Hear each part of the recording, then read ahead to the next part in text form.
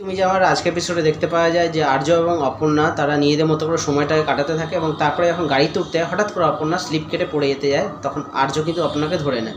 তখন অপর্ণা বলতে থাকে এবার আর আমার ভয় নেই, কারণ আমার হাত ধরা কিন্তু লোক চলে এসেছে। ঠিক সেই সময় দেখা যায় তার সুন্দরী মা আসতে থাকে এবং বলতে থাকে এখন অন্ধকারের মধ্যে আলোর দিশা দেখা যাচ্ছে, কিন্তু রাস্তা এতটা সহজ হবে না, প্রচুর কাটা বিছানো থাকবে, প্রচুর বাধা বিপত্তি আসবে, দেখা যাক তোরা কী করে এগোস। তারপরে পিছনে কিন্তু মীরা ফলো করতে করতে আসতে থাকে এবং সমস্ত কিছু কিন্তু দেখতে পায়। তারপরে এদিকে দেখা যায় যে অপর্ণার বাবা মা ব্যতিব্যস্ত হয়ে উঠছে যে এতক্ষণ অপর্ণা হয়ে গেল আসছে না, এতক্ষণ হয়ে গেল অপর্ণা আসছে না কেন।